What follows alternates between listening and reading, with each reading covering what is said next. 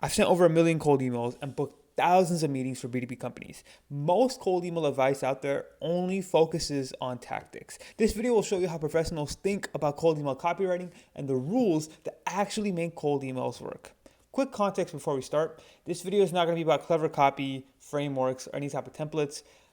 I've generated over $1 million using cold emails, and what I can tell you is what actually works is boring, repeatable, and almost always the opposite of what most advice actually says. So instead of showing you what to write, I'm going to show you what not to do, because these mistakes are exactly why most cold emails fail in the first place. So if you want to understand the rules that make copy work across any market, keep watching. Okay, so here is actually how a cold email copy works, right? I'm not going to give you any templates like I mentioned. This is not creative writing or any like plug and play workflows and whatnot. This is behavior design, and I'm going to teach you the fundamentals so that no matter the year it is, no matter what templates go out of style, you always know what works and know why it works, okay? So let's get started. The first rule that I want you to understand is you have to keep it simple. You have to keep the copy very fucking simple, okay? Imagine, the average reading level of an American is around a 5th grade reading level. You need to keep it as simple as possible. Like if you have kids and they're in elementary school or middle school, you have to write the email like you're writing to them. Or if you have younger siblings, younger cousins, whatever it may be, write the email in a very, very simple way. Right? Your email should only communicate a single point. If you explain multiple different benefits, multiple features, and multiple angles in one message, none of them will land. It's just too confusing for the prospect. Only focus on one problem, one outcome. Everything else is just noise that dilutes your message. So for example, look at this. I don't want to shit on whoever sent me this, but look at this message I got, right? Look at this. And keep in mind, it's one thing if you send a large paragraph and it's like your friend, but it's another thing if you send a large paragraph and it's it's a stranger, because that's all cold email is. It's cold for a reason. A stranger's not going to give you this much time of the day to read out this entire thing. And look, this is pretty much what not to do. He talks about, okay, there's the key, these are the pain points, here's all the benefits, but there's too many in one email. There's too many. I think I did the math here, or I think I put this in a word counter, and it was like over 200. And it's too much. You have to keep it very simple, because people just don't have the time of day. You're a stranger coming into their inbox, pitching something or talking about something. They're not going to care about this. Keep it very simple, because your emails will go to spam or they'll just not read it at all. So keep it simple is the first rule that I need to understand. The second thing is you have to make it 75 words or less. Kind of going back to the original point, long emails get skimmed or ignored, and people don't actually read cold emails. They just scan them in a few seconds, right? So if you think of top to bottom, they're going to read, okay, here's what you said, boom, boom, boom, done, right? They're not going to read the entire thing. If your point isn't clear in the first 2 to 3 lines, the rest doesn't matter. Length usually kills clarity, right? These short emails win because it reads like a quick text you share with a friend. Some of our best emails are literally 45 words or less. 45 words or less. Think about that. It's very, very simple and very to the point. I'm not saying long emails can't work. Long emails definitely can work, but even the long emails that we've had, when we made it shorter, when we made it simpler, it performed even better. So overall, keep it very short and keep it very simple, because trust me, again, people are busy. They're not going to sit there and read your entire encyclopedia or white paper. They're only going to care about what you can do for them. And if you keep it very simple, this will maximize your opportunity and the chances that you actually get a response. Okay? So that's the second point. Third point, don't pitch a call. Again, asking for a call too early activates sales defenses. A call literally feels like commitment right off the bat. And you do not want to pitch a call immediately in the first email. A simple ask feels safe, right? It carries no obligations. Your goal isn't to close them or book a meeting. It's simply to just start a conversation and see if you can genuinely help them, right? If you're a fan of this channel, if you've watched my other videos, you've known how much I've beat this dead horse. But to this day, so many people still make this mistake of, hey, let's get on a call, or hey, how does your availability look like this week to get on a call so I can explain this more. You do not want to send them a call to action that says, hey, let's get on a call, or would you be open interested in getting on a call in the first email. If you do that, again, you're going straight to spam. It's too much resistance up front. The example I always like to give is if you were dating someone and you're going on the first date, would you ask them to marry? Like, would you just ask to get married in the first date?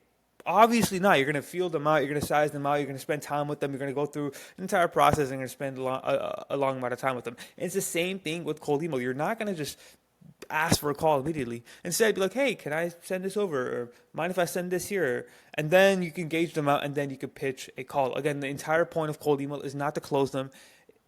It's simply to just see if you can help them out, ask them for some more information, and get them on a meeting. That's literally it. So do not pitch a call, okay? Fourth, know your market very, very deeply, right? Number one, sound familiar. The two biggest tips I can give you is sound very, very familiar, right? Good copy uses the exact words your market already uses internally and not just some generic marketing language, right? So for example, law firms wouldn't say leads, they'd say inquiries.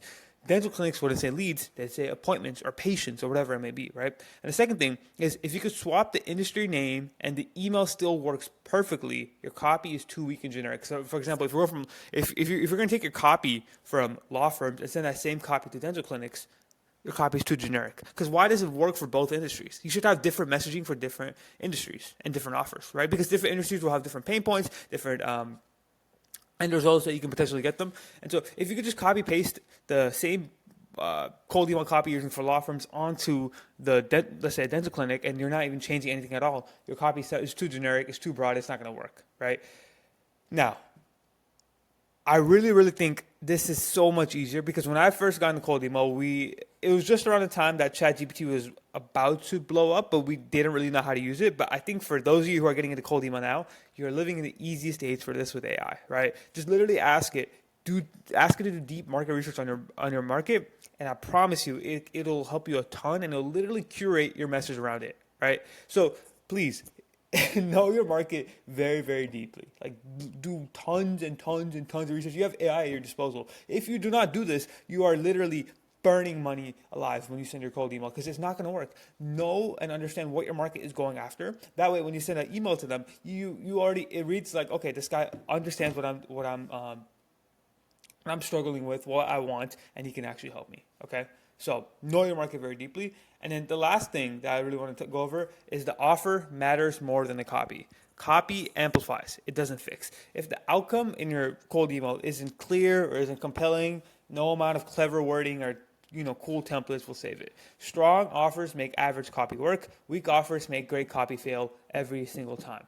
Right? Really, really, really, really focus on the offer. Your offer is king. To this day, I beat this dead horse. If you watch my YouTube videos, you know how much this matters. You need to have a strong offer. Absolutely need to have a strong offer that shows them what you can do for them. And then on top of this, it really amplifies, like, okay, like this, if I work with this person, I'll get this end result, this benefit. Okay. On top of this, another layer that I think belongs in the offers category is social proof, right? My old mentor, Cold Email Wizard, he used to say this. When it comes to offers, 10% of the offer is the actual end result that you can get them. The other 10% is the guarantees. And the other 80% is social proof. So your social proof amplifies your offer as well. Think of social proof like gas to the flame. Once you have it with your offer, you can catch on fire. It's so good once you get your social proof. So really capitalize on this. If you're already a B2B business and you've been around for a while and you've been in the game for multiple years and you have case studies and clients and you've done a lot of work for, you need to use that social proof because you'll be able to stand out amongst everybody else because nobody can copy social proof, right? So really, really, really focus on the end result you can get them and really focus on social proof if you have, right? Because look, social proof can add results like this, where we literally added $270,000 to an agency in 8 months using social proof. And all we did was we literally took his best case study, who we had with a medical, I believe it was a doctor, and we just went after similar companies. And because of that, we added tons and tons and tons, literally hundreds of thousands of dollars to his revenue with just social proof. So really focus in on social proof. and offers as well. The last rule really is just test and eliminate, right? You improve through removal, right? Cold email gets better by cutting and not adding clever ideas or complex language, and just kill what doesn't work. You don't find winners by guessing, you find them by systematically eliminating losers by testing, right? ABA, if you're in the marketing world, you know what this is. It's always be testing. Once you find your winner, your job is to now spelled now wrong. Your job is to now test against it. You can always test and optimize for more and more and more. So I recommend when you launch a campaign, test out different offers, see what messaging works for your market, and once you get a few bites, once you understand, okay, this type of messaging is closing, this type of messaging is not working, let me just scale that. Once you get a few bites, scale that. And even when you start scaling that, be like, okay, this specific offer is working. What if we added this pain point as well? Or what if we took this out? Or what if we did this and test against it? Literally, you could always, no matter what, no matter if you book 5 calls in a day with one script, you can always optimize and test it for more and more and more and better. There's always going to be better copy that's out there, right? Because again, messages and templates saturate over time, but the core fundamentals of knowing what your market wants, having a good offer, having social proof, and keeping it very short and simple, it's always gonna be there. There's always like different tweaks and like nuances that scripts go, and that's why I was telling you guys, scripts doesn't matter. Like scripts matters and it can give you a head start, but it's not gonna last forever, right? What used to work last year, scripts won't work this year, but the fundamentals will always and still work because humans over time have not changed. The psychology has not changed. The offer or the messaging and the scripts has though. But yeah, that's the last point. Test and eliminate and scale what works. And whenever you find your winner, test against it. Okay. So ladies and gentlemen, that is pretty much it for the video. The main takeaway from this is that cold email copy is just a filter, right? The right people reply, everybody else ignores you, and that's exactly the point. You want to make sure your messaging and your offer and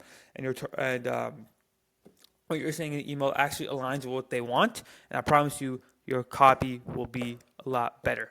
So, ladies and gentlemen, hope you found this video valuable. If you are a B2B business who's established, who makes $30,000 a month or more, and you want more leads, click the time below, and you can book a time to chat with me and my team. If not, it's all fine. I also have a free community where I teach this stuff 24/7 that you can join in the description below. But yeah, thank you so much for watching, and I'll see you on the next one. Peace.